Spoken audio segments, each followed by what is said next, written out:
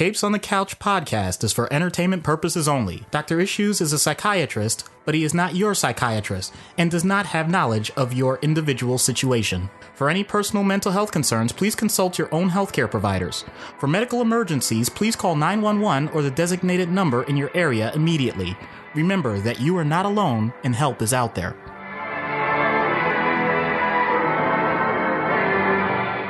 Hello and welcome to Capes on the Couch, where comics get counseling. I'm Anthony Sitko. And I'm Dr. Issues. This is issue number 42. To follow up on last week's Carol Danvers episode, this week we're going to do another Captain Mar-Vell, and it's Monica Rambeau. All right, looking forward to it. Before we get started, and this is something that we forgot to mention, last week was actually the 1-year anniversary of us starting this podcast. Our very first episode on Eddie Brock was released. Technically, it was Tuesday night, because I didn't know how to schedule it in advance to drop on Wednesday morning, but I scheduled it for March 6, 2018. Last week was the 1-year anniversary of that show, so thank you so much to all of our family, friends, and supporters. It's been an amazing year. Doc and I are so incredibly grateful for all the support that we have received from the podcasting community, from the mental health community, from the comic books community. And we've made so many friends and had a lot of fun over the last year doing this. And I know that we are just really scratching the surface of, I think, what the show is capable of. And we're looking forward to what year 2 can bring us. Yep, you have aged us rapidly, but that means that we have more wisdom. I don't think that came across the way you meant it. Oh, okay. Then thanks. In all sincerity, though, thank you to all of our patrons, to all of the family and friends that listen to us, particularly as we recorded and re-recorded and re-recorded the first episode. I think we did about 3 times before we reached the point that we were comfortable in figuring out, and yet still listening back on it, there are so many things that we would do differently. Yeah. The one thing about any pursuit, be it business or entertainment, that we have to keep in mind is you're not doing it right if you're not ashamed of your first iteration. You should be getting better every time. Absolutely. I don't know that you want to be ashamed of it, but you just go, oh, you know, I could do this differently, or I could do that differently. You can certainly be proud of what you initially accomplished. And I think looking back on the Eddie Brock episode, we are both very proud of it. But if you listen to that episode, there's a lot good there, but I think we've really refined the show over the last year, and we've gotten a lot better, certainly with respect to the skits and some of the analysis. We don't go nearly as in depth on the character backgrounds, and I think that allows for a little more time in some of the analysis and discussion when it comes to the issues. So if you haven't listened to it yet, please go back and check out our very first episode, and then listen to this one and see. Certainly, at least from an audio quality standpoint, there's a major difference because we have a mixing board and 2 much better microphones now. Yeah, you're absolutely right. There's so much that we should be thankful for with the effort that I know you've put into this and the effort that I pretend to put into this. I'm kidding. No, I take this very seriously. I know that there are a lot of people sometimes that are reaching out for help and don't know how to do it. If you have to latch on to a comic book character that you seem to either enjoy or you think that there's a lot of you in them and we happen to discuss them, this might be your opportunity to do something for yourself. Obviously, we are not trying to be treatment-minded for our listeners. We just want to give some helpful hints and education. But having said that, if this spurs you to be a better person, then I think we've done our job. And if this spurs you to be a better person, then I will gladly pat myself on the back and take full credit for it. All right. Now, and it's just, looking back, I mean, just some of the highlights from the last year is just, like I said, all of the new equipment that we got. Thank you, Brian, for your support of the show. We certainly appreciate that. I think one of the highlights has to be the crossover episode that we did with Popcorn Psychology and covering The Incredible Hulk. They came on our show. We went on theirs. So Hannah, Brittany, and Ben, we're looking forward to doing it again. And just some of the interactions that we've had, particularly on Twitter with the other podcasts. I was the guest on the Into the Night Moon Knight podcast. We got a lot of things in store that we're planning for season 2 or year 2. I suppose we're technically in season 2 at this point. Yeah. So we're looking forward to things in year 2.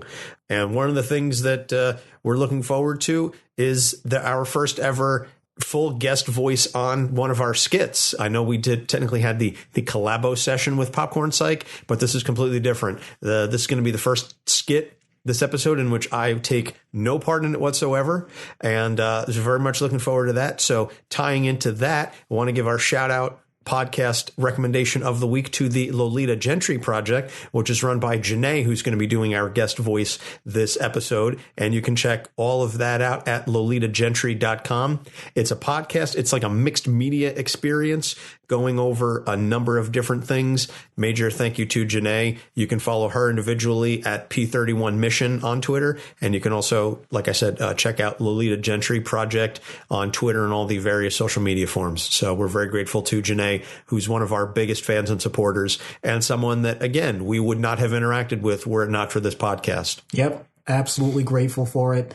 And I'm glad that we were able to get a decent actor to do something like this, as opposed to me having to deal with Anthony. Yeah, I wasn't touching this. Again, nope. Not even trying to sound like a black woman. Not even going to try it. So I know my lane and I am staying right in the middle of it. Not even going to go for it. So as we said, last week we did Carol Danvers, the Captain Mar-Vell. Side note, the Captain Mar-Vell movie was awesome. And the fanboys can suck it. Ouch. I'm just talking about all the little whiny crybabies that were like, it's about Brie Larson doesn't want me to see this movie. I'm going to be upset. Meh. Everything about men. Oh, boy. Well, I'll just say that if you had concerns about that affecting the movie itself, it really doesn't. Do yourself a service, keep your mind open, and enjoy a good cinematic experience. Yeah. Also, just again, the 90s, it was my era. It was like going back to my glory days, like mid 90s. That was. You sound like our Ra's al Ghul episode where I point out nostalgia bias being an incredibly powerful experience. Oh, dude, I have such nostalgia bias for the 90s. I mean, come on. It had seriously, some of the best music. I have made the argument repeatedly that the era of music between 1991 and 1997 was like some of the most musically diverse eras of music ever. Just from pop to hip hop. We saw the rise of country and alternative grunge. I was all about the flannel back in the early 90s with my Soundgarden and Pearl Jam, rest in peace, Kurt Cobain. And then the hip hop in that era was just absolutely amazing. You had so many different. Hip hop was not just this singular monolithic entity that it was. You had the Afrocentric stuff. You had East Coast. You had West Coast. You had, the party stuff. You had some really underground stuff like Wu-Tang, which was just starting out, the really raw, gritty stuff. I could go off on 90s hip hop for an extended period of time. That's one of my favorite genres. Clearly you can. And I really feel like if Ra's al Ghul were here right now and were born maybe a decade or two ago, he would sound just like you coming out of a Lazarus pit. I swear. Probably. But that's not germane to the episode at hand. So let's cover Monica Rambeau. So she was created by Roger Stern and John Romita Jr. in The Amazing Spider-Man Annual number 16 in October of 1982. She was a lieutenant in the New Orleans Police Department. She tried helping out an old friend of her grandfather's who wanted to prevent the creation of a dangerous weapon, but in the process of destroying it, she was exposed to extra-dimensional energy, which gave her the power to convert her body to any form of energy. One of the men who witnessed the explosion said, "The captain is a Mar-Vell," so the media that overheard this dubbed her Captain Mar-Vell, and she kept the name to honor Mar-Vell, the original Captain Mar-Vell, who had recently died. And the first costume that she had was created from an old Mardi Gras costume. Then her grandfather's friend created a costume for her out of unstable molecules. It's always unstable molecules. Yeah, I mean, how many people have to suffer these horrible accidents and get all of these powers? I always wondered about that, and I know they had disclaimers, but you would think the number would be greater for kids who tried dangerous stuff just to see if they could get superpowers. Well, one would hope that their parents talked them out of it, but I suppose there's a Darwin Award for everyone, or the potential for a Darwin Award for everyone. Then she joins the Avengers to learn how to gain control over her powers, and she ends up becoming the leader of the team in 1987.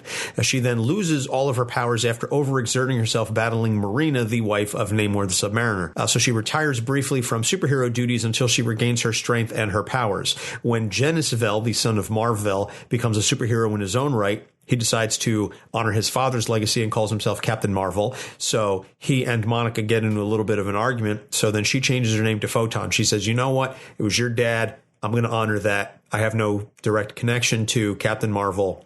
You can call yourself Captain Mar-Vell. I'll call myself Photon. So she rejoins the Avengers and she gets involved in some mostly intergalactic adventures. And then Ghostbusters decides that he wants to forge his own path and get away from his father's identity. So he begins calling himself Photon.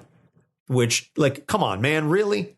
She gave you the name already once. She gave you your father's name, and now it just seems like you're going right after her. Like, you want to call yourself after your father's name, that's totally okay. And I don't think anybody's going to take fault with that. But now you decide you want to come up with your own identity, and you choose one that already exists. Okay, I'm going to come up with an innocent version of this. I know that when I was in school as a little kid, sometimes we would get assignments for a creative project, and the teacher would give an example. And I always hated that because once the teacher gave the example, all I could think of was the example as the project that I should do. And that was really annoying. So he heard the name Captain Mar-Vell. Okay, that's his dad. Get it. Photon was the only other name he could think of because that was the last person associated with the name Captain Mar-Vell. So it's kind of hard to just say, I'm going to come up with my own name when that's all you could think about. It's that old saying, whatever you do, don't think of white elephants. Now you're thinking of white elephants. No, I'm actually thinking of J. Edgar Hoover. Wow. Why was that why was that not a major plot hole in the Ghostbusters movie? I don't understand. Hey, you got me, man. You got me. And by the way, stop thinking of white elephants. I'm talking to the audience now. It's okay. Fair enough. Baby shark, do do do do do do. Yeah, anybody that's a parent, I just destroyed your commute or your walk, whenever you're listening to. Now that's stuck in your head. I did that on purpose. They were just going to London. Baby shark, do. So then, once Ghostbusters decides to call himself Photon, Monica once again has to change her name. This time she changes it to Pulsar. So then she leads the Next Wave team against Hate, which I love. Next Wave. It's Warren Allison, Stuart Immonen, 12 issues. Please go read it. Don't look for much in the way of plot. That's kind of the hook of the book. I didn't mean to rhyme it there, I swear. But that's the point, is that Next Wave is about things exploding and characters being turned up to 11. It is one of the most fun reads I've ever had. It's an amazing read. So she changes her name to Spectrum, and she led a mighty Avengers team after the Infinity event, and she tried to destroy the Ultimate Universe to prevent it from destroying Earth 616, but Ultimate Reed Richards was able to stop her. Yeah, never get in the way of Ultimate Reed Richards. If you want to read that run, oh my goodness, he is a villain. Oh, yeah. Oh, wow. Just straight up dick. Even more so than Scott. Oh, I thought we were over it. We've gone like 5 or 6 episodes without mentioning the fact that Scott is a dick. So I feel like I had to bring it back. Especially, listen, last week's episode was so heavy and so deep. I feel like we need to lighten this up just a little bit. I agree. You know, we need some sweet after the savory. Yeah. So moving on to the issues. Now, again, we're theming these Carol and Monica back to back. Side note, I really hope that at some point Monica grows up in the MCU, or that we get to see like modern Monica, because we saw her in the 90s in the film. And I'm really hoping that we get to see some stuff for Monica in the current era. So Monica starts off as a legacy character, even though she has no connection to the original. So Monica Rambeau was the second Captain Mar-Vell in the print history, but unlike Ghostbusters or even Carol, they took the name as a way to honor Mar-Vell. Monica ends up with the name because one of the guys that was on the rig as it was exploding, or as she was destroying the machine and absorbing the energy, said like, the captain is a Mar-Vell, but in French, I believe it was, probably like the Creole speak of New Orleans.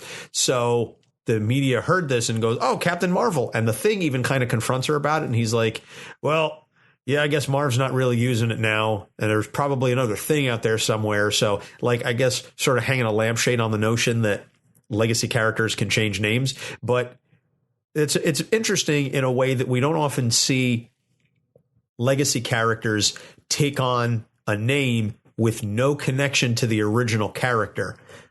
But as we discussed last week with Carol, carrying on a legacy character name can have its own baggage. So, Doc, I don't know if you want to address that a little bit. Sure. And I apologize ahead of time for the people that don't care about sports. You're about to get more sports analogies.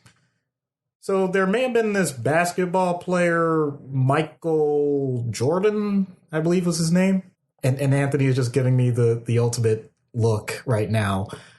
But I can't just make the assumption that everyone knows who Michael Jordan is. So arguably greatest NBA basketball player of all time. Why would I bring him up? Because he is well known, and how could I compare that to Monica Rambeau? He was well known as a golfer and a baseball player, right? Yeah, that's true. That's true. Hang out with Bugs Bunny. Space Jam. Come on and play, and welcome to the jam. The reason I bring him up is because after he retired, and even while he was playing, actually, there were a couple of people that would come along in the college basketball scene, or they'd be rookies or young players in the NBA. And the second that they showed a certain style or they had certain abilities, people would start comparing them to Michael Jordan. And there's one particular player by the name of Harold Miner. If we're going to talk about the 90s, we might as well go all 90s, right? He had the nickname Baby Jordan. I am not making that up. So this is a person that was not related to Michael Jordan, that may or may not have ever met him before playing in the NBA. And Michael Jordan actually took it as a slight and tried to play harder against him during those games because of that nickname. And this player won slam dunk contests like Michael Jordan and whatnot, but he never lived up to that expectation. And partly their speculation, it was because of the pressure. So Monica is in a situation where I'm not sure I would envy that, because I mentioned with Carol that there's a blueprint that Mar-Vell was able to do, but that was a blueprint for someone with his type of abilities, and Monica certainly is powerful, but she doesn't come from that exact same area. She knows and is aware of how great this person is, but the pressure, instead of being a motivating factor, is much more of a headwind. She has to fight against the idea that other people, now that this has been foisted upon her, are going to have the same level of expectations. She didn't have to have any of the same goals. She didn't have to have the same personality. She didn't have to have the same style. So it goes above and beyond what most people would expect. And then to just have that thrown because of a coincidence? That sounds unfair to me. That can create a sense of injustice. And when a person has that, they're going to have emotional responses. Often, it can be a sense of anger. It can be a sense of depression. I'll give her a lot of credit because she seemed to take it in stride. She didn't try to be exactly like any other Captain Mar-Vell. She did her own thing, and if people felt it necessary to continue with that moniker, then so be it. So I'm not so sure it was as much an issue for her as it was for the people around her. Is there an echo in here? I thought I said something similar with Carol Danvers. You know, for a split second, I thought you were actually addressing the possibility of an echo in the room, and I was going to say, I thought we took care of a lot of those things. So maybe she does deserve the moniker of Captain Mar-Vell, if that's the way they both handle it. And I wonder, on top of that, is that something related to a similarity in terms of gender? I'm raising that as a legitimate question. I don't have an answer one way or the other, but I wouldn't be surprised. I wonder if there's an added layer to this if you included cultural or racial concerns. I'm saying that as a possibility. I'm not saying that it has to be that way. But once again, when you add these things together, you may end up with a person that has a chip on their shoulder. And for someone that is expected to lead a group or take more responsibility for things, that can have some interesting results, to say the least. So I don't really envy Monica for getting that thrown upon her as soon as something random happened. But once it was there, I think she did pretty well.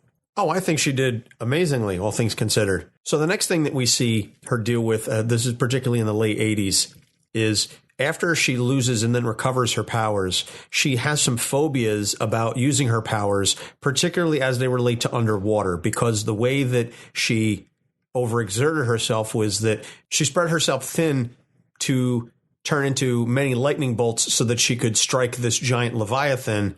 And as a result, it nearly killed her. So coming back from that, when she eventually did regain her strength and her powers, she had a lot of concerns about overexerting herself. And that's something that we've discussed on occasion, loss or regaining powers. I know we talked beforehand when we were setting this up. It's not PTSD. We'll call it a phobia. So, Doc, I don't know if you want to address that. Right. The reason why I went with phobia aside from PTSD is because, well, first of all, I wanted to vary it for my own sanity. And second of all, phobias are very specific and they may or may not stem from direct experience. With Monica, it was very clear that it was the water itself, and it had a decent reason. She knew that as energy, depending on how she was conveying it, it could interact with water and cause disastrous results. And we're not talking about someone that's being neurotic, where they're creating a situation in their own mind that's above and beyond the reality that they're experiencing. Science tells us don't have live wires hanging out in the water. There's pretty clear reasons for that.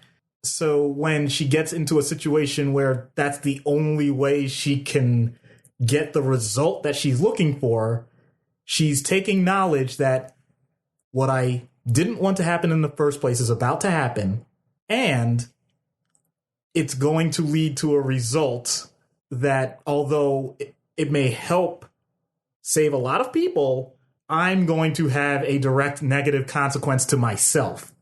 That's the definition of sacrifice. And you're lying to yourself if you say that I want to make sure I sacrifice every day. We say that as a cliche, but to actually say I'm going to potentially end my life knowingly ahead of time with a plan because it's going to benefit the world at large, that's something that's difficult to comprehend. So she was able to do that in one particular time, and it almost killed her. And she had to expend a lot of effort. So the honest question that she has to answer is, am I really willing to do that again? That almost sounds like a Monopoly, like get out of jail free card. Like you get one. You're not going to get multiple of those. So there's a very real fear that if she gets put in that same spot, what's the final result going to be? And what's dangerous about this is she's right from a logical standpoint. And yet, because of the position that she's put in as a hero, if it came down to that, she may have to make the exact same decision. I don't know what the right answer to this is because I've never been in that particular situation. But I can say that someone who, let's say, is a firefighter and they were in a situation where previously they've gone into burning buildings. I'm not saying that they should have done something different because you knew you were going to have to do that as a firefighter. I am going to say, though, that the general nature of what a firefighter does doesn't have to include certain events. So let's say the person has a specific fear of dogs. You go into a burning building, and it just so happens the person has a Rottweiler. What on earth are you supposed to do? This is your job. You didn't sign up for this extra thing. And it paralyzes you to the point where you say, I can't do this. But they know for a fact that there are people that need saving. You now have to confront the one thing that you did not ever want to experience in your life. And it's unfortunate because it may have been from a previous time where you were bitten. So this is not as outlandish as it seems. The idea that you have to confront fears head on is something that many of us don't have to do. At least not like this. Not this visceral. We can get the emotional and ideological situations, public speaking maybe, but not on the same level. And not this immediate matters of life and death. So kudos once again to Monica for surviving, but it's no surprise, in my opinion, that she would be totally drained. Literally and figuratively. Uh-huh. So the last thing I want to talk about, and this is not something that we do often with respect to the issues that we tend to focus in on a particular run, particularly one that is whose continuity in canon is disputed. But in Next Wave, one of Monica's biggest things is that she's constantly talking about when I led the Avengers, when I was in charge of the Avengers. Now, I know it was done for comedic effect because literally everything in Next Wave was done for comedic effect. But it's the notion that she was hanging on to that leadership when she was in charge of the Avengers. And she uses that to try and either get her team to listen to her or to inspire them or to just say, hey, you should listen to me because I know what the hell I'm talking about. And it doesn't really go over well. I would say it goes over about as well as a fart in church. So if you can talk about the fact that she's reliving the glory days or hanging on to that, again, I know it's for comedic effect, but it was a pervasive thing throughout the run. So if you want to get into that a little bit. One of the best examples I can think of that makes this relatable to everyone else is if you have to create a resume for yourself, let's say you're looking for a job or just updating it for your file, how do you present that on paper? Do you simply leave it as factual? This is what my educational experience is. These are the jobs I've had. This is the period of time that all those things happen. Or do you, let's just say, add some flair? Woo! Thank you. I really set that one up, man. Okay, anyway, I'm saying I was styling and profiling for this company. I was riding limousines and jet flying. Woo! Ironically, that's not far off than what I was going to say. I was going to point out that you make your accomplishments sound as great as they possibly can, even if they were more on the mundane side, because we naturally want to present the best light to people that are going to be making major decisions about hiring us, or if we're trying out for something and we know we have to put our best foot forward. You don't want to have everything revealed about the struggles that you went through unless you want to make something sound dramatic and how you overcame it. You just want them to know that you are awesome, and that's why you should be picked. Well, that's the Miz, not Flair. I really hope we have enough people that get these wrestling references, because even people that know Flair may not know the Miz. Well, if they watch USA, he's got the show. That's true. That's true of all the people. And if you liked MTV, if we're going to, once again, going back. Retro. Yeah. Oh, going man. really retro 90s here. Mike Mizanin, that's who the Miz was. And he basically predicted that's what his character was going to be. Anywho. Because I'm the Miz and I'm awesome. Sorry. No, you don't have to apologize. I brought it up myself. Oh, good, because I'm not really sorry. And that gets back to the resume point. There's a certain expectation that people are always looking to put their best light forward, and it's always up to the person hiring the staff to determine what's just for the moment and what is genuine and can be sustained in a work environment. So this is unique because Monica is more like a CEO putting his resume out in public and it's online. You can research everything that they've done, and people already knew that. So you just saying it again to people that are going to be your subordinates is not exactly uplifting. It's rubbing it in. Or at least potentially that's the way they could take it. Other people can take it as a threat. I'm on top of the mountain and I'm going to rain an avalanche down on you. I'm going to make your life a living hell. Whatever. It could also be something that turns people off and make them indifferent. Yeah, you did that for some other company, but what does that have to do with us? You know nothing about what we do. So under all of those circumstances, you have these potential responses, but because you just threw that out there as the hammer, they don't have to respect that one bit, and you have to figure out why. So now it's not their job to acquiesce to you. It's your job to find out what their individual motivations are. So good luck, Monica. I'm pretty sure you're going to have your work cut out for you if you just keep saying that you're the leader of the Avengers. But I wonder if she could get them to buy into her abilities as a leader if she tells them that she would cross the ocean for them.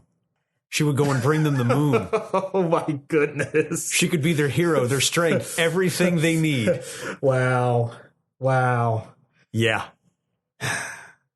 I feel like we should have a bell that we ding every time we make these random references. Then again, it would just be, hi, I'm Anthony Sickle, ding, and I'm Dr. Ding, ding, ding. We just wouldn't stop.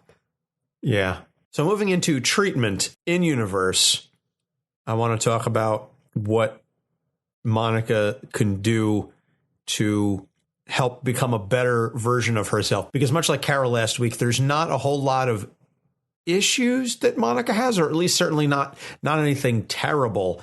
It's about making her better than she already is. I think it's fair to say that when someone has had the experiences that Monica has, she has every right to have her own fears or concerns about certain situations. So if we're talking about the fear that you're going to be placed in the same situation and make a hard choice that might even result in your death, there is such a thing as delegation. I don't mean sending out a lemming or a guinea pig, and why does it always have to be rodents, to their doom to just take the brunt of the force of whatever you're dealing with. Like a Redshirt, Ensign Ricky. Right. It doesn't have to be that way. I'm saying that planning ahead and having a proper structure so that people are able to do things with positive results, and no one, this is a scary thought now, no one has to be put at the ultimate risk of death all the time. That might be a good thing. You don't have to go with your number one phobia, even though in comics, that's often the recommendation of you got to fear, you just fight through it. And I do believe in that to a certain extent. I think you should lean into things that make you nervous, anxious, and are uncomfortable, because that's how you grow. That's how you learn. I don't think if you're in a situation where things cause you to become completely paralyzed and helpless, that you should immediately do those things as your next step. There is a gradual process that can happen with this. So for Monica, I would say, if you're worried that the next time you turn into an electrical form of energy, that you're going to come in contact with water, then find out who on your team is comfortable with water. Find out ways that you can insulate yourself. And I know there's a psychological way to say that as well, but I do mean like really insulate yourself. Anybody got a suit? Whatever. Maybe you don't have to be electricity near the water. Energy comes in so many forms. Can you turn into sound and create a tsunami? Can you turn into heat and boil it away? Whatever it is. Do you have someone that can think outside the box for you in those moments so that you don't have to come up with those decisions on your own? The idea of delegation in a time of crisis is crucial because she's so powerful, she may think she can do everything at once. She doesn't have to. That's part of what true leadership is. She certainly can identify the powers and abilities of the people around her, but I'm not sure she recognizes how the interplay of all of those people can create a whole greater than the sum of its parts. So that's what I would talk to her about. And hopefully enough of it would resonate that she doesn't get totally shocked in the moment. And if it happens, don't take it personal. It's just one of them days. Wrong Monica. Right. Or is it? You know, she could moonlight as a singer. We don't know. I swear to you, we did not intend to just go on this particular timeline. I don't know what to say, people. This is just happening. I guess I'm helpless to stop it. Sometimes it's organic. So out of universe, then, this is going to be an interesting one because you've got the legacy characters. You've got the police thing. You have, frankly, and this is something that we really didn't discuss, we have the notion of the fact that she's a black woman in a position of power that carries with it, in this day and age, its own set of issues that shouldn't exist, but we're realistic here. They do. Mm-hmm. And so all of this put together, even outside of the powers, she's got the phobia stuff. It makes for a very compelling and interesting character. Yeah. Yeah. How would you treat a real Monica Rambeau? Depending on the circumstances, and that's why I gave that exaggerated firefighter with the fear of dogs thing. It can be any combination of things, but the point is you're in a circumstance where you are in control of a situation, have to make major decisions, and you're going to have parts of it that are not only uncomfortable, but actually scare you. How do you get past that? I mentioned briefly that this can be a gradual process. There's a term for it, systematic desensitization. You find the mildest form of what the phobia is, and you gradually expose the person to various levels of it, to the point where, in theory, they are comfortable with the fear stimulus itself. It may not get to that point. That's actually very textbook, very systematic. You don't have to think too hard as to how that would work. It's the effort and the willingness of the patient to want to do that in the first place. So that's just something you create the timeline and you go session by session. The other things, oh boy, you had to bring them up, didn't you? Well, I just thought it was important to note. I didn't want to gloss over it or make it seem like we were ignoring it. No, I understand. I'm being facetious with that. I'm in an interesting situation to deal with this in the sense that I have to make sure, as we discussed in the Black Manta episode, I'm not a monolith. So my experience of being a black person may not be the same as someone else's experience of being a black person. It doesn't carry its own automatic expectations and challenges, et cetera, although there is a potential where there can be similarities. But everyone is their own individual. I have to learn to respect that from the start. Someone dealing with something related to how they are being treated or mistreated or communicated to differently as a female is something else I'll have to take into consideration. And I will say, and I hope I'm not stepping out of bounds with this, that the combination of those two things can be incredibly unique. Once again, not trying to say specifically a black female, but I'm pointing out the combination of gender, culture, and race for any one person can create its own unique experience. And I have to be aware of it. And if I don't understand, I have to take the time to listen. I know this is the part where some people may gloss over a little and check out because, oh my God, Doc is saying the same thing again. Well, guess what? If I'm saying something consistently, it's because I believe in it and because it's been shown to be important. So take it for what you will. Truisms are truisms for a reason. Cliches are cliches for a reason. Right. another way to say it, and this might come from Tony Robbins. I don't remember if it was him or someone else, but if one quote unquote expert says something, they might be a quack. They may not know what they're talking about. But when you get multiple people in multiple circumstances saying the same thing that are considered to be experts in their field, you might want to take it into consideration. So in a situation like this, I would need to know, how has your experience impacted your leadership style or your style of communicating with people that need to do a job? If it does at all. Some people say that they're able to isolate that and created their own mechanism on a daily basis of dealing with employees. Some people point out that that's what they naturally do, that their own mannerisms or their own colloquialisms were so interesting to the people that they were talking to that they use it as a motivating factor. If they learn to say something in a certain way, that their crew responds to it well. Some people say that they notice when they bring it up, they'll only bring it up in certain instances, and it changes the direction of the team. In other words, don't let me get my black loud voice out. I'm not saying that as an insult. I'm saying it because I've been in those situations before. And sometimes you can use it for comedic effect. Sometimes you're using it as a way to grab people's attention. All of it is fair game. And I'm not saying that one way is right over another. But if I'm not aware of it, and if I don't discuss the results of it, then it can actually do damage. Right now, what we're doing, we're in the entertainment and education business. So I need to be aware that I shouldn't use slang terms.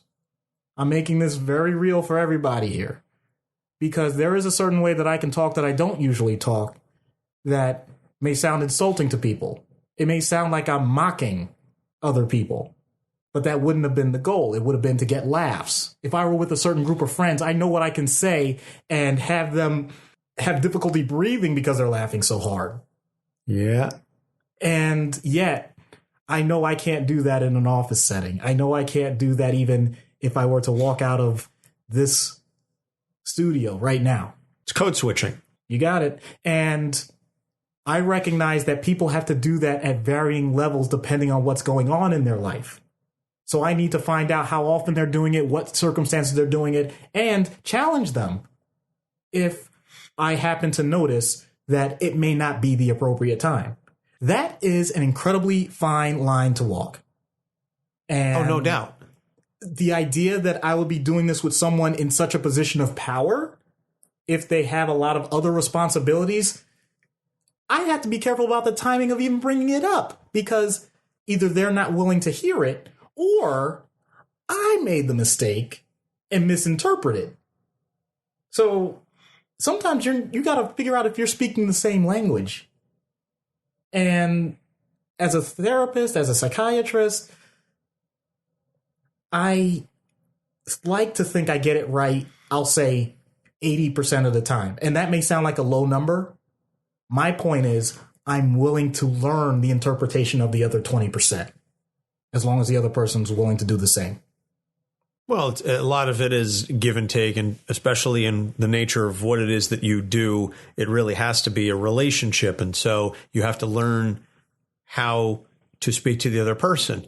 One of the things that I've learned, and I like to do this, I've done this a number of times in the show, is I will equate it to something that I can understand. The way that I speak to my wife is different now than it was when we first started dating, because you're learning about how to address them, what their responses will be to certain things, basically who they are as an individual. And so I think with respect to a therapy session, that idea is ringing true. And you just look like you had a major epiphany. What am I doing? We have a character from New Orleans that has a phobia of water. Frickin' Katrina, dude. Oh, Can you imagine someone that's supposed to be heroic in a circumstance where people around them in neighborhoods that kind of look similar to them, but didn't have everything they needed at a given time? So you have the hierarchy of what's going on with society. You have a tragedy that's happening, a natural disaster, and in addition to that, you have your own cultural background and baggage, but also your responsibility as, let's say, a police officer or firefighter or things like that. In addition to that, you have family members that may or may not be doing things that we consider to be acceptable in terms of gathering supplies or looting. You're telling me that someone like that is immediately going to make all of the quote-unquote right decisions? I'm not so sure. And all of those things are potential to be discussed. How did I miss that? I am actually ashamed of myself. Don't be ashamed of yourself. It happens. Things get by us. Yeah. You miss things. I miss things. It's the nature. We are human. And I think mean, the freaking Creole, the French culture that was established in that area compared to anywhere else in the U.S. is so unique. And to just gloss over, I can't believe I did this. Man. It's okay. It's all right. It's all right. Okay. Don't beat yourself up. It's okay. There's so much to unpack. We couldn't possibly cover everything, and we were bound to miss something. And that's the nature of this show, and that's the beauty of this show is we can always revisit Monica. And if she gets an appearance in the MCU, we'll do a follow-up episode on her, or we'll tie it in and we'll do like a whole Captain Marvel compendium. We'll cover all of them. The point is, don't beat yourself up too much for forgetting about the Katrina thing. I hadn't thought of it either, so I'm just as much to blame as you are. Alrighty. Anyway, so this is all going to lead to the skit, and for the first time ever, I'm going to step aside and let someone else handle the back and forth with Doc. Once again, thank you to Jeanne for her masterful handling and stepping in for this. So we're going to see what happens when Monica Rambeau sits on Dr. Issues' couch. Hello, Monica. I'm Dr. Issues. I mean, I'm just assuming Monica because I don't know which other name I should try to use. Monica is fine. So what seems to be troubling you? Okay, so I've been leader of several teams, including the Avengers. So I've heard. That's quite an accomplishment. You should be proud. Thanks. The problem isn't that I've been the leader. It's that the teams don't always follow me. Oh. Well, can you give me an example? Okay. When I was leading Next Wave, my team was a bunch of nobodies. I mean, Elsa listens to no one. Tabby listens to the voices inside her head. And then there's Machine Man was on the team. It's not like I was working with the best of the best, and yet they didn't respect my leadership, my history. I led the Avengers. They should have been lucky I was even willing to work with them, and all I got from them was flack. I can see the schism already. Wait, you weren't even there. You didn't know what it was like. But you put yourself on a pedestal without any of your team members considering you a part of their group. You made yourself an outcast. I didn't need them to like me. I just needed them to respect me and follow my lead. Okay. They did enough to cooperate with each other, but we could have been so much more effective had they just listened to me. I agree that you don't have to be liked to be respected, but you do have to be known. How could they not have known me?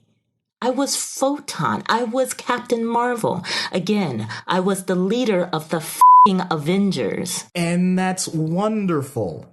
But having public celebrity has nothing to do with who you are with the people you don't know. They can't relate to you. They're tuning you out without giving you a chance. I'm sorry to say, it's just as much your concern as it is theirs. You might as well be trying to lead them from another dimension. Funny you should mention that. That's actually where I derive my powers from. I got it. You can do just about anything. Actually, I just realized, is that what you're asking your team to do all the things that you're capable of? No, that's preposterous. I know what they can and can't do, and I focus everyone's role on the team around their strengths. That's what makes a good leader. That's what I did when I was leading the Avengers. Well, this may come as a shock to you, but your appraisal of their strengths and weaknesses may not match their own appraisals. Have you checked with each team member on whether or not they see eye to eye with you on their abilities? I'll be lucky if I can get 2 sentences out of most of them when I ask a question. Well, except for Aaron. He never shuts up about how he needs beer and hates the fleshy ones. So you've established that you have a wide mix of personalities, that you somehow have to get on the same page, and you expect your previous laurels to be enough to get them to fall in line. That sounds unlikely. I don't expect to enter the room and have my team bow to me. I don't have that big of an ego. But I do want them to respect that I've worked my way up to the position of power I've been given and earned them. I feel that's worthy of consideration. It's a starting point. Do you know what your structure is? Hierarchy of responsibilities, appointments, delegation? All of that has to be laid out as well as your reasoning. I mean, how much of that have you done with these teams? It depends on the team. Next Wave was fluid because of the nature of how we started. We were hired by Hate to fight the UWMDs, only to find out that Hate was funded by the Beyond Corporation, which used to be a terrorist cell. So we got out of there before the shit hit the fan, and then it all went sideways from there.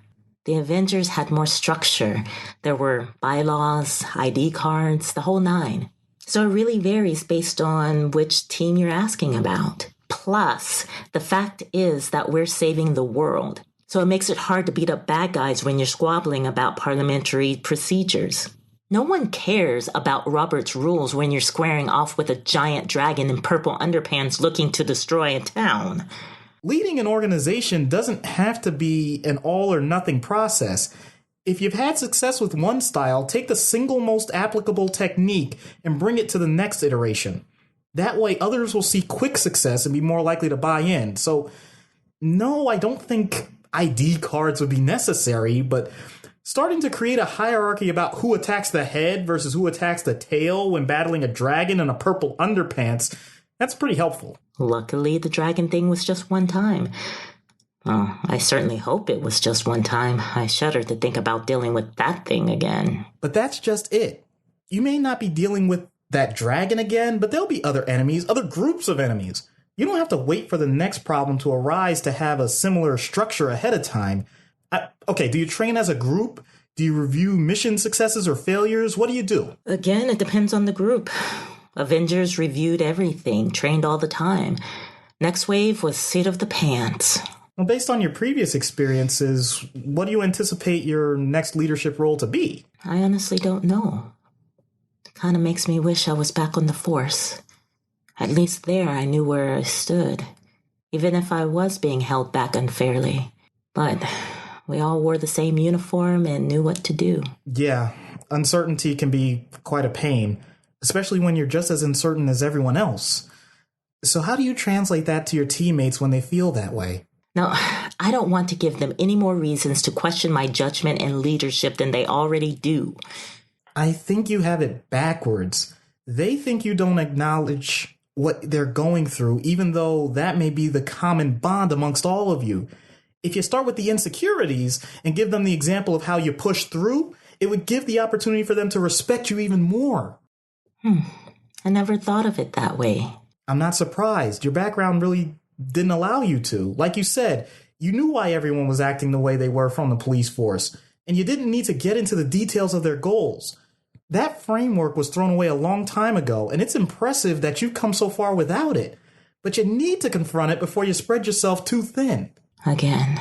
Yeah, I read that in your file. That was no fun. So even though your teammates may not have physically gone through the same experience, I'm pretty sure mentally and emotionally they can relate. I may be taking a guess here, but you probably didn't do a debriefing about that, right? No, I didn't. Then you have another opportunity. The next time you're dealing with a group, let them know what you overcame and the stress that it put you under. It not only makes you relatable, but it can give them tactics and motivation at the same time without having to reiterate that you led the Avengers. But I think that's important to note. I know that's important. It just doesn't have to be the first thing you say. Point taken. I think you have a decent framework on what your next step should be when dealing with other superheroes. How about you give me a call when you deem it necessary to get some further feedback? I will definitely do that. By the way, if the phone starts to get hot when I call, just drop it. Sometimes they overheat, and I don't mean to do it. So I'll drop it like it's hot? Never heard that one before. Thanks, Doc. So would you say she's an angel of yours? Oh my God. I had 2 Monica references. I needed to close it out. Yeah. Comes in 3s. That's amazing. Congratulations. I don't have anything to top that. I feel very proud of myself. You should. Once again, thank you so much, Jeanne, for voicing Monica Rambeau. You can follow her on P31 Mission on Twitter, and you can also please check out the Lolita Gentry Project, a multimedia experience at lolitajentry.com. So that's going to wrap it up for this episode. Want to give a thank you to all of our fans and patrons.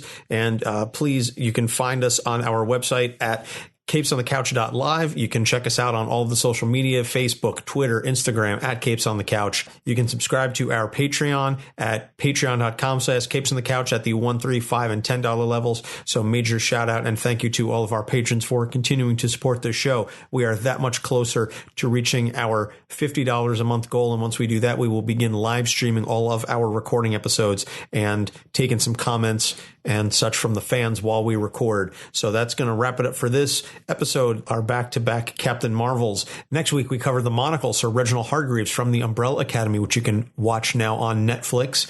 There's a Dark Horse character, so very interesting, sort of a messed up Professor Xavier alien weird type character. So there's going to be a lot of stuff to unpack there. And then John Constantine from Hellblazer in DC Vertigo. And then we're going to take a short break because my son will hopefully be arriving after we record those last 2 episodes and hopefully not before then. Otherwise, we'll be taking the hiatus a little earlier than expected.